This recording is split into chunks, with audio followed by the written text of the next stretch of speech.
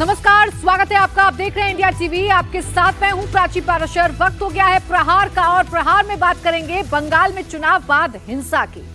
बंगाल के उन उपद्रवियों पर प्रहार करेंगे जो चुनाव नतीजों के बाद उपद्रव मचा रहे हैं। एक तरफ बंगाल में नई सरकार के गठन की तैयारी चल रही है। 9 मई को बंगाल में नई सरकार का शपथ ग्रहण होगा। इसके लिए देश के होम मिनिस्टर अमित शाह को बंगाल का पर्यवेक्षक बनाया गया है। तो वहीं दूसरी तरफ दावों के उलट पश्चिम बंगाल में चुनाव नतीजों के बाद हिंसा की तस्वीरें सामने आ रही हैं। कई शहरों में तोड़फोड़ और आगजनी की खबरें सामने आ रही हैं। कोलकाता के न्यू टाउन में बीजेपी कार्यकर्ता की पीट कर हत्या कर दी गई, तो बीरभूम में टीएमसी कार्यकर्ता को पीट कर मार डाला गया। कई जगहों पर टीएमसी के दफ्तरों पर तोड़फोड़ और आगजनी हुई है। पहले यही आरोप टीएमसी पर लगते थे। अब सत्ता बदलने के बाद टीएमसी के नेता बीजेपी पर हमले का आरोप लगा रहे हैं। चुनाव के बाद भय खत्म और भरोसे की वापसी के बीजेपी के नारे पर सवाल उठा रहे हैं, क्योंकि पश्चिम बंगाल में सत्ता तो बदली ही, लेकिन पश्चिम बंगाल की प्रवृत्ति या पश्चिम बंगाल में हिंसा वाला जो इतिहास है वो नहीं बदला। अभी भी लगातार पश्चिम बंगाल में हिंसा हो रही है। टीएमसी के दफ्तरों को टारगेट किया जा रहा है, तो नुकसान बीजेपी के कार्यकर्ताओं को भी हो रहा है। बीजेपी के कार्यकर्ता की हत्या हो रही है। पिछले 24 घंटों में पश्चिम बंगाल में चुनाव बाद हिंसा में 2 हत्याएं हुई। कोलकाता के न्यू टाउन में विजय के जुलूस के दौरान जहां बीजेपी कार्यकर्ता मधु मंडल की पीट कर हत्या कर दी गई, तो वहीं बीरभूम के नानूर में टीएमसी कार्यकर्ता अबीर शेख को पीट कर मार डाला गया। न्यू टाउन में बीजेपी कार्यकर्ता मधु मंडल की हत्या का आरोप टीएमसी समर्थकों पर लगा। हत्या के बाद मधु मंडल के परिजनों ने जमकर हंगामा किया, जिसे कंट्रोल करने के लिए पुलिस को लाठीचार्ज करना पड़ा। वहीं बीरभूम के नानूर इलाके में टीएमसी कार्यकर्ता अबीर शेख की हत्या का आरोप बीजेपी कार्यकर्ताओं पर लगा है। अबीर शेख टीएमसी के नानूर अंचल कमेटी का सदस्य था, और आरोप यह है टीएमसी की तरफ से कि बीजेपी के कार्यकर्ताओं ने इसकी हत्या की है, जबकि बीजेपी के कार्यकर्ता की हत्या का आरोप टीएमसी पर इस वक्त बीजेपी लगा रही है। तो कुल मिलाकर पश्चिम बंगाल में आमने सामने है टीएमसी और बीजेपी के कार्यकर्ता। तस्वीर वही हिंसक झड़पों की है, तस्वीर वही आगजनी की है। चुनाव के वक्त और चुनाव से पहले तो हिंसा को कंट्रोल कर लिया गया, लेकिन मतगणना के बाद जब पश्चिम बंगाल का जनादेश सामने आ चुका है, उसके बाद हिंसा कंट्रोल करने में नाकामयाब साबित हो रहा है चुनाव आयोग भी, और जो केंद्रीय बलों की तैनाती की गई है उसका भी कोई ज्यादा फायदा होता हुआ नजर नहीं आ रहा है। अभी तक प्री पोल हिंसा में किसी की भी मौत की जानकारी नहीं थी, लेकिन पोस्ट पोल हिंसा में 2 लोगों की जान जा चुकी है। एक बीजेपी कार्यकर्ता की हत्या हुई है, तो एक टीएमसी कार्यकर्ता की भी हत्या कर दी गई है। मेरे 2 सहयोगी इस वक्त हमारे साथ हैं। ओंकार सरकार कोलकाता से हैं और पवन नारा भी इस वक्त हमारे साथ कोलकाता से ही जुड़ गए हैं। पवन, मैं आपके पास आ रही हूँ। ये कितनी बड़ी चुनौती है? बीजेपी ये कहती रही भय से भरोसे तक, और इसका जनादेश उनको मिला, लेकिन बावजूद उसके बंगाल की तस्वीर वो बदल नहीं पा रहे हैं, बंगाल की तकदीर वो बदल नहीं पा रहे हैं।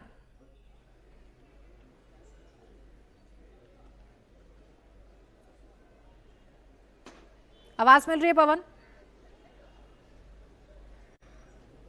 चलिए पवन के पास हम लौटेंगे, ओंकार के पास चल लेते हैं। ओंकार, यही सवाल मेरा आपसे भी है कि बीजेपी जनादेश तो लेकर आ गई, टैगलाइन दी गई भय से भरोसे तक, जनता ने भरोसा किया, लेकिन पोस्ट पोल हिंसा को रोकने में नाकामयाब दिखाई दे रहा है पूरा का पूरा सिस्टम। हालात वही है जस के तस। देखिए, चुनाव से पहले बीजेपी के तरफ से ये नारा लगाया गया था कि भय आउट और भरोसा इन। इसी को हथियार बना के तृणमूल कांग्रेस के तरफ से अब लगातार ये आरोप लगाया जा रहा है कि बीजेपी जब से चुनाव जीती है उसके बाद से अलग अलग हिस्सों में, राज्य के अलग अलग हिस्सों में काफ़ी सारा हिंसा देखने को मिला। जैसे कि 2021 साल से देखा गया था कि अलग अलग जगहों पे हिंसा हुई थी, काफ़ी सारे बीजेपी कार्यकर्ता की हत्या कर दी गई थी, ऐसे ही बीजेपी की तरफ से आरोप लगाया गया था। इस बार भी ऐसा ही देखने को मिल रहा है, क्योंकि कल से जैसे कि देखा गया है कि न्यू टाउन राजारहाट विधानसभा क्षेत्र जो है, इस विधानसभा क्षेत्र के बालूगुड़ी इलाके के शक्ति प्रमुख बीजेपी के मधु मंडल, जिनको पीट कर हत्या कर दी गई, वो कल जब उसके घर से कुछ ही किलोमीटर दूरी पर एक काम के लिए पहुंचे थे, उसी जगह पर उन्हें बुलाया भी गया था। ऐसे ही उनका परिवार के तरफ से आरोप लगाया जा रहा है कि टेलीफोन करके उनको बुलाया गया था और बुलाने के बाद उनके ऊपर पथराव किया गया और पथराव करने के बाद वो गंभीर रूप से घायल हो गए और उसके बाद स्थानीय अस्पताल में ले जाने के बाद उन्हें मृत घोषित कर दिया गया। तो इसके बाद परिवार की तरफ से लगातार ये आरोप लगाया जा रहा है कि स्थानीय तृणमूल कांग्रेस के नेता कमल बोल के एक नेता, उन्होंने ये हत्याकांड किया है। ऐसे ही बीजेपी के जो परिवार है उस परिवार की तरफ से आरोप लगाया जा रहा है। दूसरी तरफ बीरभूम में देखा जाए, बीरभूम के नानूर इलाके में, इस इलाके में भी आबिर शेख नाम के एक तृणमूल कांग्रेस के कार्यकर्ता, उनको भी धारदार हथियार से मर्डर कर दिया गया। इस जगह पे आबिर शेख के जो परिवार के लोग हैं, उनका कहना है कि बीजेपी के तरफ से ये पूरा आक्रोश निकाला गया है उनके ऊपर और उनको धारदार हथियार से उनका मर्डर कर दिया गया है। तो इसी बात में एक सवाल तो जरूर पैदा हो रहा है कि जब बिल्कुल ओमकार, देखिए आरोप प्रत्यारोप तो पिछली बार भी होते थे। आरोप प्रत्यारोप तो बीते कई सालों से पश्चिम बंगाल में हो ही रहे हैं। पश्चिम बंगाल का चुनावी इतिहास अगर रक्त रंजित रहता है तो उसके पीछे यही तस्वीरें होती हैं और दावा यही किया गया था कि ऐसी तस्वीरें पश्चिम बंगाल में देखने को नहीं मिलेंगी। लेकिन बावजूद इसके जब से नतीजे आए हैं तभी से ऐसी ही तस्वीरें देखने को मिल रही हैं। ऐसे में पवन, सवाल यह है कि जो कंट्रोल, जो सख्ती चुनावों से पहले, चुनावों के दौरान यानी मतदान के दौरान हमने देखी, वो मतगणना होने के बाद कहां गायब हो गई? ये हिंसा क्यों आउट ऑफ कंट्रोल हो रही है? देखिए, हिंसा से ज्यादा ये तोड़फोड़ इतनी ज्यादा हो रही है। इस वक्त मैं न्यू मार्केट इलाके में हूं। सबसे पहले मैं आपको ये तस्वीरें दिखाना चाहता हूं। न्यू मार्केट इलाके में यहाँ ये टीएमसी का दफ्तर था और कल जब यहाँ बीजेपी का जुलूस निकला तो बाकायदा समर्थक एक बुलडोजर लेके आए और इस टीएमसी के दफ्तर को तोड़ दिया। आप अगर आगे आएंगे तो ये मार्केट यहां से देखना शुरू कीजिए। जो मार्केट है उसमें कोई तोड़फोड़ नहीं हुई है, लेकिन ये एकदम सड़क पर जहां मार्केट की हद है उससे कहीं ज्यादा आगे एक परमानेंट स्ट्रक्चर बनाया गया था जिसको बुलडोजर की मदद से तोड़ दिया गया। अगर ये गैर कानूनी है तो टूटना चाहिए, लेकिन इसको तोड़ने का अधिकार बीजेपी के कार्यकर्ताओं को नहीं मिलना चाहिए। सबसे बड़ा सवाल है, क्योंकि बुलडोजर अगर विधिवत तौर पर सरकार चलाए तो समझ में आता है कानून, लेकिन अगर कार्यकर्ता बुलडोजर चलाएंगे तो बहुत बड़े सवाल खड़े होंगे। आप जरा अंदर आइए। ये है, आपको ऊपर बीजेपी के झंडे दिखाई दे रहे होंगे, टीएमसी का झंडा, बैज सब लगा हुआ है, पीछे जय बांग्ला के नारे हैं। अब जरा लोगों से पूछ लेते हैं। पहले यहाँ पे टीएमसी के ऑफिस में बीजेपी का झंडा लगाया गया, बाद में तोड़ दिया गया। दादा, कल क्या हुआ था? कल मैं नहीं था इधर। मैं नहीं था, नहीं देखा? हम इधर नहीं देखे टूटते हुए। दादा क्या हुआ? हम इधरपुर का दादा, हम तो काम करने आया है। काम करने आया है। सर, क्या देखा कल आपने? कल क्या देखा था यहाँ? कल नहीं देखा था। क्या देखा था सर? भैया ये कुछ दिखाई नहीं दिया। रात के अंधेरे में क्या दिखाई देगा? अंधेरे में क्या दिखा गया? नहीं दिया कुछ नहीं। लेकिन ये क्या था? क्यों तोड़ा गया? ये तो नहीं पता भैया। क्या था ये ऑफिस ही था। किस चीज का ऑफिस था? टीएमसी का था। टीएमसी का ऑफिस था। तो अभी कैमरे पे भले ही लोग ना बोल रहे हों, लेकिन ये न्यू मार्केट इलाके में बाजार के बीचों बीच टीएमसी का दफ्तर था जिसे तोड़ दिया गया है। और अब जब बीजेपी की तरफ से कहा जा रहा है किसी भी तरह की हिंसा बर्दाश्त नहीं की जाएगी, तो उत्साहित समर्थकों को यहां रोकने की जरूरत है, क्योंकि तुमने किया तो हमने किया वाला सिलसिला बंगाल में पिछले 50 साल से चल रहा है। ये रिले रेस की तरह हो गया है। पिछली बार तुमने किया था, अब की बार हम करेंगे, और जो इस रिले रेस को तोड़ेगा वो असली बंगाल का परिवर्तन होगा। बिल्कुल पवन, आपने ठीक कहा। जब प्रधानमंत्री ने भी अपने संबोधन में कहा था तो यही कहा था कि बंगाल में बदला नहीं बल्कि बदलाव होगा। लेकिन फिलहाल पश्चिम बंगाल में तस्वीर बदलती हुई नहीं दिख रही है। सूरत हाल वैसे ही है, वैसी हिंसा देखने को मिल रही है, एक दूसरे के खिलाफ रोष देखने को मिल रहा है। बीजेपी के कार्यकर्ता अगर उत्साहित हैं तो अपने उत्साह में जश्न मनाने का अधिकार उनके पास है, लेकिन इस जश्न में किसी दूसरी पार्टी के दफ्तर को तोड़ना, बुलडोजर लेकर पहुंच जाना, ये अधिकार बीजेपी कार्यकर्ताओं को कहां से मिला? अब ये सवाल है और इस पर क्या कार्रवाई बीजेपी करेगी, क्योंकि श्रमिक भट्टाचार्य तो ये कह चुके हैं कि बीजेपी के कार्यकर्ता अगर कोई भी ऐसी घटना को अंजाम देगा तो उसे पार्टी से निकाल दिया जाएगा। आप दोनों ही हमारे साथ बने रहिएगा। बंगाल में चुनाव के बाद भारी संख्या में सुरक्षा बल के जवान तैनात हैं। राज्य में चुनाव के बाद हिंसा का पुराना इतिहास है और इसी को देखते हुए सुरक्षा बलों को सतर्क रखा गया है। इसके बावजूद भी हिंसा हो रही है। कोलकाता के न्यू टाउन में बीजेपी कार्यकर्ता की हत्या हुई तो वहीं कोलकाता के धर्मतल्ला इलाके में हॉक मार्केट में बुलडोजर चलने की तस्वीर आई। यहां पर टीएमसी के दफ्तर पर बुलडोजर चला दिया गया। टीएमसी का दफ्तर गिराने का आरोप बीजेपी पर लगा है। बीजेपी की तरफ से इस पर कोई जवाब नहीं आया है। हालांकि कहा जा रहा है कि टीएमसी के ऑफिस जो है वो गैर कानूनी तरीके से बनाया गया था, जमीन पर कब्जा करके बनाया गया था। अगर ये बात सच भी है तो क्या बीजेपी के कार्यकर्ताओं को यह अधिकार है कि वो बुलडोजर लेकर पहुंचे और टीएमसी का दफ्तर गिरा दें? पश्चिम बंगाल में प्रशासन को यह अधिकार है। अभी जब नई सरकार का गठन होना बाकी है तो चुनाव आयोग के हाथ में पश्चिम बंगाल की बागडोर है, अधिकारियों के हाथ में पश्चिम बंगाल की बागडोर है। अब ऐसे में अगर किसी पार्टी के कार्यकर्ता खुद सरकार बन के फैसला लेने लगेंगे तो सवाल खड़े हो जाएंगे पश्चिम बंगाल में कि पश्चिम बंगाल में बदलाव और परिवर्तन की बात कही जा रही थी, भय से भरोसे की बात की जा रही थी, लेकिन जैसे ही जनादेश पश्चिम बंगाल का आया, पश्चिम बंगाल अपने पुराने ढर्रे पर लौट गया है। वही जो बदले की राजनीति है वो देखने को मिल रही है। टीएमसी और बीजेपी के समर्थक आपस में भिड़ रहे हैं। टीएमसी और बीजेपी के समर्थकों में हिंसक झड़पें हो रही हैं। एक दूसरे के दफ्तरों को टारगेट किया जा रहा है, एक दूसरे के कार्यकर्ताओं को टारगेट किया जा रहा है। और इस पोस्ट पोल हिंसा में अभी तक 2 लोगों की जान चली गई है। एक बीजेपी के कार्यकर्ता और एक टीएमसी के कार्यकर्ता की हत्या कर दी गई है। साउथ 24 परगना में भी हिंसा हुई है। यहां पर भी भीड़ ने टीएमसी नेता जहांगीर खान के दफ्तर को निशाना बनाया। जहांगीर खान के दफ्तर में तोड़फोड़ और आगजनी की गई। जहांगीर खान बजबज विधानसभा में टीएमसी का ऑब्जर्वर है।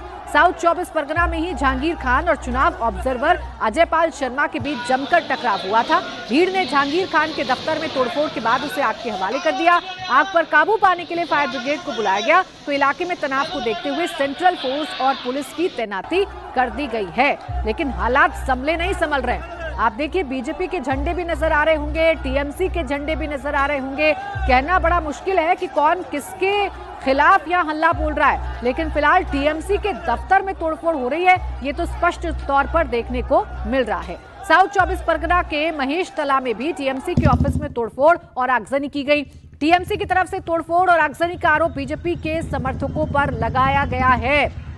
टीएमसी के दफ्तरों पर जहां जहां हमला हो रहा है या टीएमसी के कार्यकर्ताओं पर जहां जहां हमला हो रहा है, टीएमसी एक सुर में ये बता रही है कि ये बीजेपी कर रही है और टीएमसी को मौका मिल गया है ये बताने के लिए कि वो भारतीय जनता पार्टी जो भय से भरोसे की बात करती थी वो भय पैदा करने की कोशिश कर रही है। आरोप बीजेपी के कार्यकर्ताओं पर लग रहे हैं कि जानबूझकर टारगेट करके चुन चुनकर टीएमसी को निशाना बनाया जा रहा है।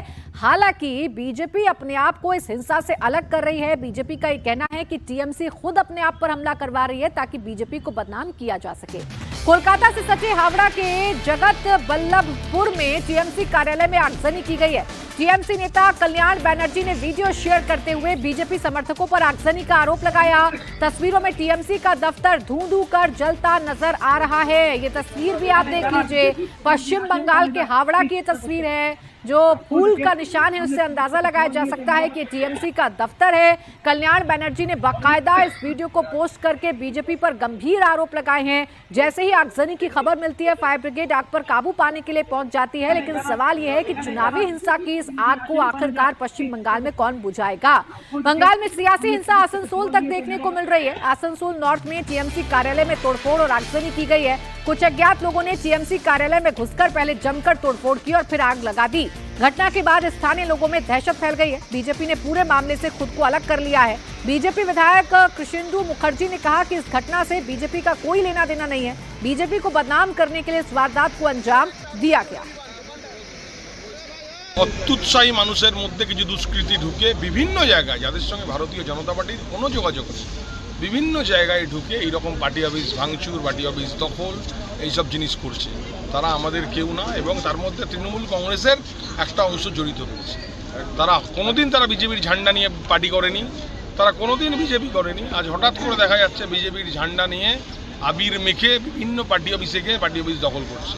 এই জিনিস আমরা মেনে নিচ্ছি না, এই জিনিসের আমরা তীব্র প্রতিবাদ করেছি। तो बीजेपी बार बार ये बताने की कोशिश कर रही है कि हमारे कार्यकर्ता नहीं है जिन्होंने हमला किया है। बीजेपी बार बार ये कह रही है कि हम पर बेवजह आरोप लगाए जा रहे हैं। पवन भी हमारे साथ लगातार बने हुए हैं, जहां पर टीएमसी के दफ्तर में तोड़फोड़ की गई है, और ओंकार भी हमारे साथ लगातार बने हुए हैं। पवन, बीजेपी की बात सुने तो बीजेपी कह रही है हमारे कार्यकर्ता नहीं, टीएमसी की बात सुने तो टीएमसी कह रही है हमारे कार्यकर्ता नहीं, लेकिन हिंसा तो हो रही है ना, ये बवाल तो हो रहा है ना, तो आखिर है कौन जो पश्चिम बंगाल में बवाल कर रहा है? देखिए, हम कई बार क्या कहते हैं कि बीजेपी ने कहा, टीएमसी ने कहा। हकीकत यह है कि हमने इस हिंसा को लगातार पिछले 10 साल में यहां देखा है। फिलहाल पोस्ट पोल वायलेंस उस स्तर का नहीं है जो 2021 में हुआ, लेकिन इस बात से बीजेपी इनकार नहीं कर सकते कि जो लोग यहां बुलडोजर लेकर आए थे वो बीजेपी के कार्यकर्ता थे। जहां बाकी हिंसा हुई है, जहां बीजेपी के दफ्तर थे 2021 में, जब बीजेपी की हार हुई तो उनको तोड़कर टीएमसी ने कब्जा किया था। तो ये कड़ी दर कड़ी चलता आ रहा है। इस बात में कोई दो राय नहीं कि बीजेपी के कार्यकर्ताओं की तरफ से टीएमसी के दफ्तर पर हमला किया जा रहा है, बीजेपी के नेताओं की तरफ से इनकार किया जा रहा है। लेकिन सबसे बड़ा सवाल यह है कि जल्द से जल्द सरकार बने ताकि एक लॉ एंड ऑर्डर आ सके। फिलहाल ममता बनर्जी ने इस्तीफा नहीं दिया है, केयर टेकिंग गवर्नमेंट चला रही है। इलेक्शन कमीशन का अभी तक, जब तक नई सरकार का गठन नहीं हो जाता, जिम्मेदारी है, और जो सेंट्रल पैरामिलिट्री फोर्सेस है वो जमीन पर नहीं दिखाई दे रही है। तो कुल मिलाकर ये बात तय है कि अभी फिलहाल जो तोड़फोड़ देख रहे हैं साफ उसके है। पीछे पश्चिम आपको बंगाल में इस राजनीतिक वक्त कार्यकर्ता नजर पवन आएंगे। की सेंट्रल फोर्सेज जिनकी एक्शन तैनाती लेने की जरूरत है। पोस्टपोल करने की बात कही गई थी, वो सेंट्रल फोर्सेज हैं कहाँ? बात ये भी है कि डिनाइल मोड में रहने से राजनीतिक दलों का फायदा क्या होगा? इससे पश्चिम बंगाल को ही नुकसान होगा, बजाय इसके कि एक्सेप्ट करके अपने कार्यकर्ताओं पर कार्रवाई करें। डिनाइल मोड से बचने की ये तस्वीर बेहद दुखद है, जिसका खामियाजा पश्चिम बंगाल के लोगों को भुगतना पड़ता है। बहुत शुक्रिया आप दोनों का हमारे साथ जुड़ने के लिए। अब बंगाल के बाद आइए बात बिहार की भी कर लेते हैं, क्योंकि बिहार में भी इस वक्त जबरदस्त हलचल है। सम्राट चौधरी के मंत्रिमंडल विस्तार से पहले एक बड़ी खबर आ रही है। खबर यह है कि सम्राट मंत्रिमंडल में निशांत कुमार यानी कि नीतीश कुमार के बेटे की एंट्री हो सकती है। निशांत कुमार कल मंत्री पद की शपथ ले सकते हैं। आज इस सिलसिले में जेडीयू के सीनियर लीडर्स लल्लन सिंह, संजय झा और विजय चौधरी ने नीतीश कुमार से मुलाकात की है। निशांत कुमार को मंत्रिमंडल में शामिल करने को लेकर चर्चा हुई है। आपको बता दें कि कल पटना के गांधी मैदान में दोपहर 12:10 पर शपथ ग्रहण समारोह होगा। गृह मंत्री अमित शाह आज शाम तक ही पटना पहुंच जाएंगे। जेडीयू कोटे से सभी पुराने मंत्री रिपीट होंगे, साथ ही 5 नए चेहरों को भी टीम सम्राट में मौका दिया जा सकता है, और ऐसे में सबसे चौंकाने वाला नाम निशांत कुमार है। हालांकि नीतीश कुमार ने जब मुख्यमंत्री पद से इस्तीफा दिया था, तभी से निशांत कुमार के नाम की चर्चा जेडीयू के नेताओं की तरफ से की जा रही थी। यह प्रस्ताव भी बाकायदा निशांत कुमार के सामने रखा गया था, लेकिन निशांत ने इस ऑफर को ठुकरा दिया था और वो एक यात्रा पर निकल पड़े थे। अब देखना यह होगा कि जब दोबारा से इसकी सुगबुगाहट तेज हुई है तो क्या निशांत कुमार इस ऑफर को मानते हैं और उनके पिता की क्या भूमिका रहती है। नीतीश मेरे सहयोगी हमारे साथ जुड़ गए। नीतीश, यही समझाइए, एक बार तो निशांत इस ऑफर को ठुकरा चुके हैं, दूसरी बार फिर नए सिरे से कोशिश की जा रही है। अब क्या संभावनाएं नजर आ रही हैं आपको? क्या निशांत की पॉलिटिकल एंट्री होने जा रही है सरकार में?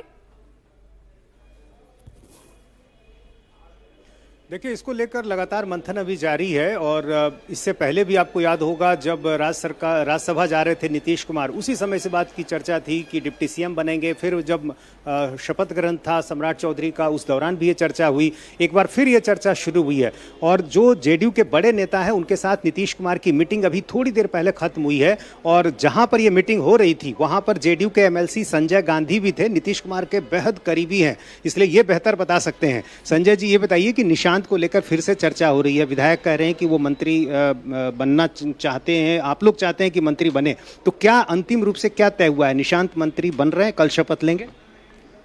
इसकी हमको अभी जानकारी नहीं हुई है। हम गए थे ज़रूर वहाँ, और हम चैम्बर में नहीं गए। हम आज से नहीं, आप लोग जानते हैं कि हम शुरू से ही एक बार सुबह एक बार शाम को जाते हैं, उसी दरमियान में हमने गए थे नॉर्मल कोर्स में। तो आप लोग क्या चाहते हैं कि निशांत मंत्री बने, विधायक चाहते हैं? हम क्या, पूरे विधायक चाहते हैं, जदयू के हमारे जितने भी साथी हैं वो चाहते हैं, एनडीए के भी लोग चाहते हैं कि मंत्री बने, और उनमें सारा गुण व्याप्त है। और आप लोग अब देख चुके हैं कि जिस तरह से उनका बयान आता है, जिस तरह से आप लोग बीच में बोलते हैं, चाहे सद्भाव यात्रा में गए वहाँ भी बीच में बोले, मीटिंग हुई बेतिया में वहाँ भी बोले, तो बोलने में सारा गुण व्याप्त है उनको। तो दिक्कत क्या है, क्यों नहीं तैयार हो रहे हैं, कहाँ परेशानी है? मंत्री पद मिलेगा तो बखूबी निभाएंगे, ये हमको पूरा भरोसा है। अभी तो यात्रा चल रही है उनकी, अलग अलग जिलों में जाना है उनको, तो क्या यात्रा के पहले मंत्री बनेंगे, यात्रा के बाद भी बन सकते हैं? मंत्री तो कभी भी बन सकते हैं, उनकी इच्छा हो जाएगी तो। लेकिन इसके पहले आप लोगों को उन्होंने स्पष्ट 2-3 बार कर चुके हैं कि हम पहले अपने कार्यकर्ताओं के साथ रूबरू होंगे, हम अभी सब जगह घूमेंगे, संगठन में काम करेंगे, उसके बाद विचार करेंगे। लेकिन सब लोग चाहते हैं और अगर तैयार हो जाते हैं, बन जाते हैं तो अति उत्तम होगा, अच्छा होगा। तो अभी की स्थिति क्या है ये बताइए, क्या निशांत तैयार हो गए हैं, मंत्री बनने के लिए तैयार हो गए? इसकी कोई हमको जानकारी अभी तक नहीं हुई है, तो हम अभी कैसे बता सकते हैं। ये भी संभावना है कि जैसा आप बता रहे हैं कि वो खुद उन्होंने कहा है कि यात्रा पर वो रहेंगे, तो यात्रा के बाद भी संभव है कि मंत्री बने? नहीं बोले कि यात्रा के बाद, बोले कि हम लोगों के बाद रूबरू होंगे, इसके बाद हम निर्णय लेंगे। तो निर्णय उनको लेना है जी। और उपयुक्त है, सही समय पर सही सोच है, सही समझ है, सारी चीज में गुण व्याप्त है, तो अपना निर्णय जो भी होगा उचित अपना लेंगे। तो जाहिर है मंथन अभी जारी है कह सकते हैं। ये भी बता रहे हैं कि सारे विधायक ये चाहते हैं कि निशांत मंत्री बने, बिल्कुल लेकिन नीतीश, अंतिम इसको फैसला ऐसे क्या समझा होगा, जाहिर है जाए कि नीतीश कुमार की लेगेसी को उनके बेटे संभालें, उनके बेटे आगे बढ़ाएं, ये चाहती है जेडीयू, क्योंकि जेडीयू के लिए नीतीश कुमार का नाम बहुत जरूरी है। अगर जेडीयू को इंटैक्ट रहना है या जेडीयू को एक पार्टी के तौर पर रहना है, मजबूत रहना है, तो निशांत कुमार उनको जरूरी नजर आ रहे हैं।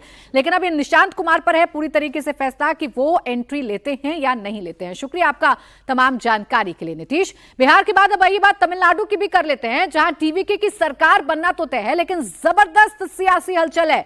आज टीवीके चीफ विजय सरकार बनाने का दावा पेश करेंगे। विजय दोपहर 3:30 बजे तक लोक भवन जाकर सरकार बनाने का दावा पेश कर सकते हैं। इस बीच टीवीके लीडर एन आनंद ने एआईएडीएमके चीफ पलानीस्वामी से मुलाकात की है, जिसके बाद पलानीस्वामी का बयान आया है कि विजय पर निर्भर करता है कि वो स्थिर सरकार चाहते हैं या नहीं। टीवीके विधायकों ने भी एआईएडीएमके को सरकार में शामिल करने का फैसला विजय पर ही छोड़ दिया है। वहीं कांग्रेस के टीवीके को समर्थन के फैसले से उनके डीएमके के साथ गठबंधन में दरार आ गई है। डीएमके कांग्रेस के टीवीके के साथ जाने पर सवाल उठा रही है। वहीं कांग्रेस का कहना है कि वो किसी भी हाल में बीजेपी को सरकार से बाहर रखना चाहती है, जिसके लिए वो टीवीके के साथ जा रही है। तो सबकी अपनी अपनी वजह है। पलानीस्वामी अगर ये कह रहे हैं कि विजय को तय करना है कि एआईएडीएमके का समर्थन उनको चाहिए या नहीं चाहिए, तो इसके पीछे वजह यह है कि एआईएडीएमके के विधायक पलानीस्वामी पर लगातार दबाव बना रहे हैं कि टीवीके का समर्थन करें, वरना पार्टी टूट जाएगी। वहीं कांग्रेस की वजह यह है कि कांग्रेस सत्ता में रहना चाहती है, सत्ता में जो पार्टी रहती है संगठन को भी विस्तार करती है। ऐसे में बहाना कांग्रेस ने ढूंढा है कि बीजेपी को सत्ता से दूर रखना है।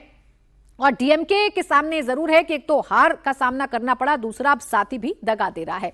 टी राघवन मेरे सहयोगी इस वक्त हमारे साथ जुड़ गए। राघवन, सही पिक्चर बताइए इस वक्त तमिलनाडु की है क्या? कौन किसके साथ है, कौन अकेला है और किस पर कितना प्रेशर है? देखिए, मैं कांग्रेस ऑफिस में फिलहाल मौजूद हूं प्राची, और यहां पर कुछ देर में वो प्रेस कॉन्फ्रेंस होने वाली है। इतनी देर यहां पर कांग्रेस विधायक दल की बैठक हुई थी। राजेश कुमार को विधानसभा में विधायक दल का नेता चुना गया है, और कुछ ही मिनटों में जो गिरीश चौड़ंकर हैं, जो प्रभारी हैं, उनके साथ बाकी विधायक यहां पर पहुंचेंगे और टीवीके को अपने समर्थन का ऐलान करेंगे। ये घोषणा जो है पहले से ही हो चुकी है। जहां तक एआईडीएमके की बात है, पहले ये कहा गया था कि कुछ नेता जो है वो एड़ापाड़ी पलनीस्वामी से मिले हैं, लेकिन अभी टीवीके का एक धड़ा इसको कंफर्म करने से बच रहा है। हालांकि ये बात बहुत साफ समझ में आ गई है कि सीवी षणमुगम और एसपी वेलुमणि, ये जो दो सीनियर नेता हैं एआईडीएमके के, वो इस बात को पार्टी नेतृत्व को ये मनाने के लिए राजी हो गए हैं कि वो टीवीके को आउटसाइड सपोर्ट करेंगे। हो सकता है कि आउटसाइड सपोर्ट की चिट्ठी भी जब विजय 3:30 बजे का टाइम जो दिया गया है लोक भवन जाने का, वहां पर जाते वक्त वो आउटसाइड सपोर्ट की चिट्ठी भी एआईडीएमके की अपने साथ लेकर चले जाएं। कांग्रेस की जहां तक बात है, आपने बिल्कुल सही कहा, डीएमके से नाराजगी मोल लेनी पड़ रही है। डीएमके ने उन्हें गद्दार कहा है। यहां तक कहा है डीएमके के कुछ नेताओं ने कि 2029 में कांग्रेस को इसका खामियाजा भुगतना पड़ेगा, क्योंकि 2024 में जो है वो डीएमके और कांग्रेस के अलायंस के साथ ही कांग्रेस को कुछ एमपीस यहां पर जीत कर आए थे। एक बड़ी खबर कांग्रेस खेमे से अभी आ रही है कि जो मीटिंग हुई है गिरीश चौड़ंकर और बाकी टीएनसीसी चीफ और 5 एमएलएस की, उसमें ये कहा गया है कि कंडीशनल सपोर्ट जो है वो थलपति विजय की पार्टी टीवीके को दिया जाएगा। कंडीशनल सपोर्ट में जो है बिल्कुल वही सब अपने अपने हितों को देख रहे हैं, और इसमें कांग्रेस सबसे अव्वल है, अपने पुराने साथी को छोड़ रही है और बहाना भारतीय जनता पार्टी का बना रही है, निशाना बीजेपी पर साध रही है। शुक्रिया आपका तमाम जानकारी के लिए राघवन।